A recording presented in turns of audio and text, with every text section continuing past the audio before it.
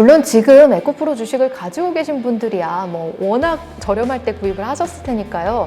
한 뭐 2배 정도 버신 분들도 굉장히 많을 거예요. 그런 분들이야 뭐 조금 수익 실현을 하시든 아니면은 계속 조금 더 가지고 가시든 그렇게 수익에 큰 영향을 미치지는 않을 수도 있습니다만, 하지만 지금 막 신규로 너무 급하게 진입을 하신다라고 하는 거는 약간 숨 고르기가 필요할 거다, 저는 그런 생각이 들고요.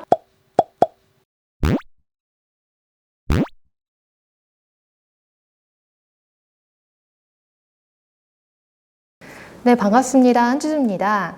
제가 오늘은 우리 주주님들께 투자 관련해서 좀 들려드릴 이야기가 있어서 PPT 파일로 준비를 했는데요. 투자를 하면서 폭락장이 왔을 때 좀 고민되는 부분이나, 그리고 좀 하락장이 왔을 때 어떻게 대응해야 되는지, 그리고 우리가 투자를 하면서 겪게 되는 좀 많은 감정의 그런 질풍노도 어떻게 좀 극복하면 좋을지에 대해서 생각을 하면서 도움이 될 만한 내용으로 준비를 했습니다. 그럼 지금부터 좀 시작을 해보도록 할게요. 네, 먼저 우리의 성공 투자를 발목을 잡는 그런 것들에 대해서 조금 이야기를 해볼 건데요. Almost win이라는 게 있습니다. 이 이야기는 거의 승리를 할 뻔했는데 아슬아슬하게 승리를 잡지 못한 그런 안타까운 상황을 말하는 건데요. 이런 상황들을 우리가 발견할 수 있는 곳은 바로 도박장에서일 거예요. 우리가 룰렛을 하는데 그 룰렛에서 20번에다가 내 공을 놨어요. 근데 그게 이렇게 돌아가다가 19번에서 딱 멈춰버리는 겁니다.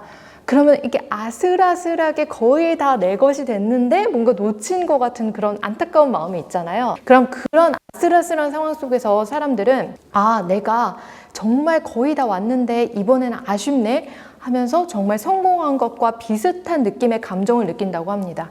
근데 그 감정이 내가 돈을 땄을 때와 이거 아슬아슬한 차이, 간발의 차이로 놓쳤을 때가 감정이 거의 똑같다는 거예요. 그러니까 다음번에 하면은 더 될 수 있겠지 하면서 그렇게 계속 도박으로 빠져들게 되는 건데, 근데 사실 이 첫 번째 나의 그런 도박과 두 번째 도박은 아주 관련성이 아예 없는 거잖아요. 완전히 독립된 경우의 수라서 서로가 서로에게 아무런 영향을 미치지 못하는데도 불구하고 이걸 연관지어서 생각을 하면서 점점점 거기로 빠져들게 된다고 하는 겁니다. 이런 상황이 우리는 주식 투자를 하면서도 겪게 되는데, 특히 주식 투자에서 단타로 투자를 하시는 분들, 내가 주식을 팔아버렸는데 내가 팔자마자 갑자기 막 10%, 20% 막 그렇게 상승하기 시작하는 거예요. 그럴 때면 내가 아쉽다, 조금만 더 있다 팔걸, 이런 마음이 들기 마련인데요. 근데 물론 장기 투자를 하시는 분들께서도 이렇게 좀 상황에 맞게 대응을 하시기 위해서 주식을 팔기도 하실 겁니다. 근데 제가 여기서 말씀을 드리려고 하는 거는 단기 투자하시는 분들에 대해서만, 그분들에 한해서만 말씀을 드리는 거예요. 내가 팔았는데 폭등을 해. 그러면 또 거기서 간발의 이 안타까운 마음을 느끼게 되고, 그 간발의 안타까운 마음은 내가 승리했을 때와 비슷한 그 호르몬이 분비가 된다는 거죠. 도파민이라는 호르몬이 분비가 될 텐데, 이게 또 하락했을 때 내가 이거 하락하기 전에 팔아야지 라고 마음을 먹고 있다가 갑자기 이제 하락을 해서 내가 주식을 팔지 못했을 때, 이런 간발의 차이도 역시 비슷한 감정을 만들어내는데, 이렇게 단타와 도박은 좀 비슷한 속성이 있는 것 같아요. 그래서 뭐 정말 전문적인 투자자분들이 아니라면 굉장히 좀 도전하기가 어려운 부분이라고 생각하고, 또 전문가분들이라고 하더라도 이런 심리적인 부분에서 되게 자유로울 수는 없는 것 같습니다. 그래서 굉장히 참 어려운데, 이런 당첨에 근접한 실패, 이런 것들을 주식시장에서 많이 경험을 하게 되는 것 같아요. 그리고 우리의 성공 투자를 발목을 잡을 수 있는 또 다른 이야기를 들려드릴게요. 바로 군중심리에 대한 이야기를 좀 준비를 해봤는데요. 요즘에 좀 군중심리를 볼 수 있는 그런 투자의 형태들을 많이 보게 되는 것 같습니다. 굉장히 많은 사람들이 이제 투자를 하기 위해서 와르르르 이제 쏟아져 들어가는데, 그 굉장히 좁은 길로 쏟아져 들어가죠. 그러다 보면은 주식이 갑작스럽게 급등하기도 합니다. 그런 급등하는 상황 속에서 더 많은 투자자들이 또 이 종목이 굉장히 많이 오르는구나 라고 하면서 많이 이제 들어오게 되죠. 또 그런 상황 속에서 신기한 게 이 주식, 이 기업에 대해서 좀 비판적인 의견도 원래 가끔 나오고 있었는데, 그런 비판적 의견까지 다 사라지면서 너무 다 좋다고 찬양을 하고 있어요. 그러면 투자자들도 많아지고 그 때문에 개인 투자자들은 더 포모 현상에 빠져서 투자를 하게 되고 이런 것들이 계속 중첩해서 쌓이다 보면은 이거는 하나의 버블을 형성하게 됩니다. 그래서 그 특정 기업 주식이 아무리 처음에는 좋은 주식이었다고 할지라도 이렇게 시간이 지나서 너무 많은 개인 투자자, 너무 많은 기관 투자자들이 이렇게 막 한 번에 쏠리게 되면은 여기는 조금 펀더멘탈을 넘어서서 주가가 상승할 수 있는 우려도 있게 됩니다. 그렇게 되면 이제 주가는 평균으로 회귀를 하게 되는데 그 평균으로 회귀를 할 때, 하락을 하게 될 때 이 기업의 펀더멘탈보다 낮아질 수도 있고요. 이 펀더멘탈과 비슷하게 유지가 될 수도 있죠. 근데 보통 그런 경우는 굉장히 과열됐다가 펀더멘털에 의해서 이렇게 주가가 하락하는 경우에는 더 크게 꺼지는 경우가 있어서 투자자분들한테 굉장히 이제 큰 상심으로 다가옵니다. 이거는 좀 비유가 그렇지만 요즘에 보면은 에코프로라는 주식을 굉장히 이제 많은 분들이 관심을 갖고 계시잖아요. 2차 전지 분야가 전반적으로 좀 다 그래요. 그래서 이제 많은 분들이 2차 전지 투자에 관심을 가지고 한꺼번에 이렇게 쏠리다 보니까 어느새 이렇게 거품이다 싶을 정도의 순간에 이르렀던 적이 있어요. 그런 경우에 너무 이렇게 급한 마음에 포모 현상을 보여주듯이 그렇게 달려가서 매수를 하게 되면은 훗날 후회하는 그런 상황이 생기는 것 같기도 해요. 그런 상황 속에서는 조금 냉정을 찾을 필요가 있는데 너무 모든 사람들이 다 좋다고 찬양을 하고 너무 모든 사람들이 다 그 이야기를 하고 또 여기에 대해서 좀 반대적인 의견을 했을 때 악플이 막 달리고 그런 상황이 계속 반복되고 있다라고 하면은 우리는 좀 냉정을 찾을 필요가 있을 것 같습니다. 물론 지금 에코프로 주식을 가지고 계신 분들이야 뭐 워낙 저렴할 때 구입을 하셨을 테니까요. 한 뭐 2배 정도 버신 분들도 굉장히 많을 거예요. 그런 분들이야 뭐 조금 수익 실현을 하시든 아니면은 계속 조금 더 가지고 가시든 그렇게 수익에 큰 영향을 미치지는 않을 수도 있습니다만 하지만 지금 막 신규로 너무 급하게 진입을 하신다라고 하는 거는 약간 숨 고르기가 필요할 거다. 저는 그런 생각이 들고요. 그거를 이제 군중 심리로 말씀드린 겁니다. 네, 제 2번째 책인 돈 버는 사람은 단순하게 생각합니다. 여기에서 이야기했던 게 있는데 주식 투자가 망하는 거는 일련의 과정이다라고 말씀을 드렸었어요. 그걸 5단계로 정리를 해가지고 주식 투자가 망하는 과정을 설명을 해드렸는데 이렇게 주식 투자든 우리의 인생이든 망하는 과정은 좀 비슷한 경로를 거친다 그런 생각이 들었거든요.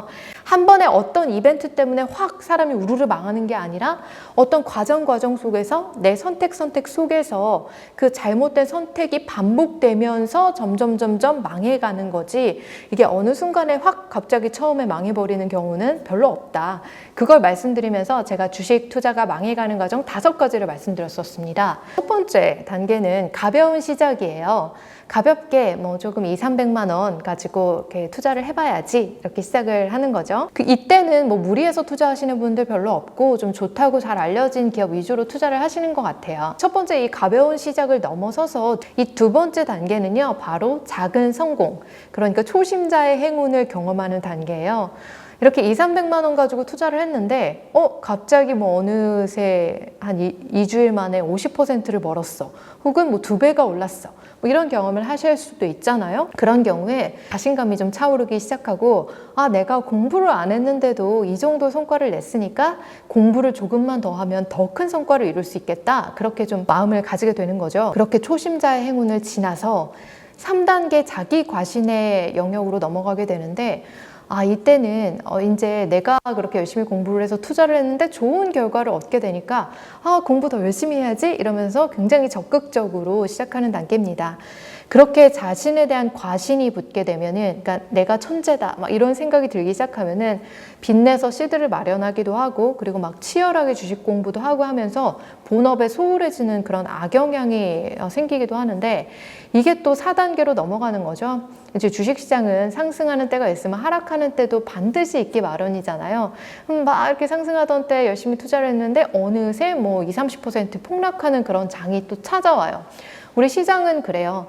항상 상승하기만 하는 시장은 없잖아요. 하락하면 그 하락을 견디지 못하고 막 극복하려고 너무 크게 애쓰는 거예요. 그렇게 막 내가 발버둥 치면 발버둥 칠수록 우리가 늪에 빠져들어가듯이 점점 더 깊이 늪에 빠져들어가 버리는 거죠. 그러면 이제 진짜 손 쓸 수 없는 상황으로 수익률이 하락하게 되고 마이너스 7~80% 그렇게 돼버리면은 내가 빚까지 내서 1억을 투자했는데 마이너스 7, 8천만 원이 되면 어떻겠어요?